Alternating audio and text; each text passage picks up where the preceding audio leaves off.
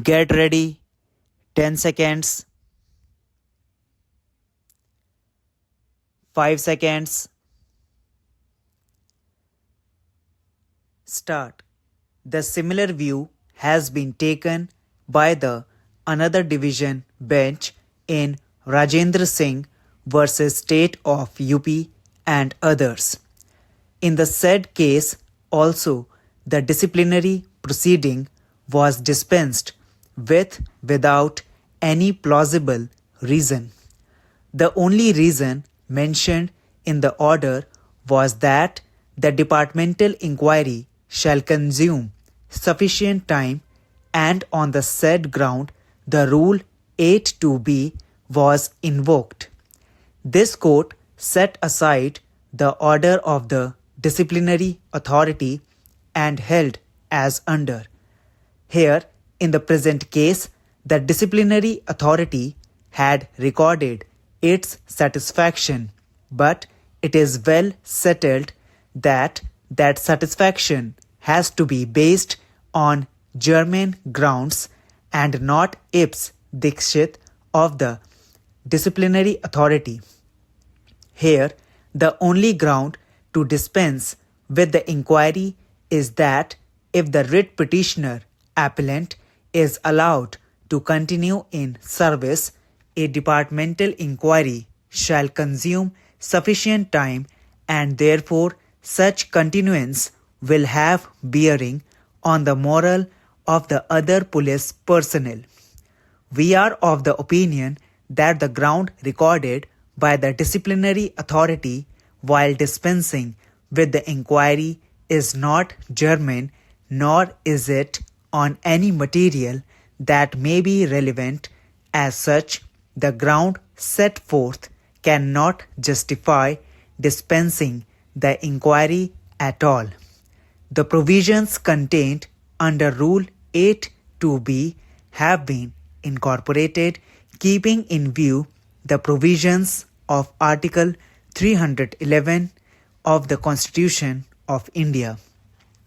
The power conferred on the authority to dispense with an inquiry in a given situation where it is reasonably not practicable to hold an inquiry has been envisaged therein. The apex court in the case of Union of India and other versus Tulsi Ram Patel 1985 had the occasion to consider the scope of the aforesaid provision, and the apex court laid down the test of reasonableness in the said case to be reflected by the authority while proposing to dispense with an inquiry. Paragraph 130 of the said decision is reproduced below. Thus, whether it was practicable to hold the inquiry or not must be judged in the context of whether it was reasonably practicable to do so. It is not a total or absolute impracticability which is required by Clause B. What is requisite is that the holding of the inquiry is not practicable in the opinion of a reasonable man taking a reasonable view of the prevailing situation. It is not possible to enumerate the cases in which it would not be reasonably practicable to hold the inquiry, but some instances by way of illustration may, however, be given. It would not be reasonably practicable to hold an inquiry where the government servant, particularly through or together with his associates, so terrorizes, threatens, or intimidate witnesses who are going to give evidence against him with fear of reprisal as to prevent them from doing so, or where the government servant by himself or together with or through other threatens, intimidates, and terrorizes the officer who is the disciplinary authority or member of his family so that he is afraid to hold the inquiry or direct it to be held.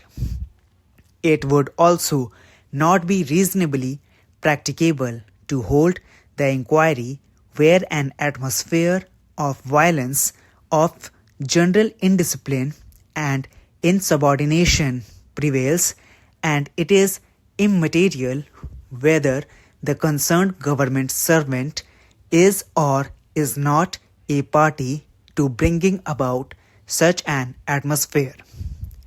In this connection, we must bear in mind that numbers coerce and terrify while an individual may not. The reasonable practicability of holding an inquiry is a matter of assessment to be made by the disciplinary authority. Such authority is generally on the spot and knows what is happening. It is because the disciplinary authority is the best judge of this that Clause 3 of Article 311 makes the decision of the disciplinary authority on this question final.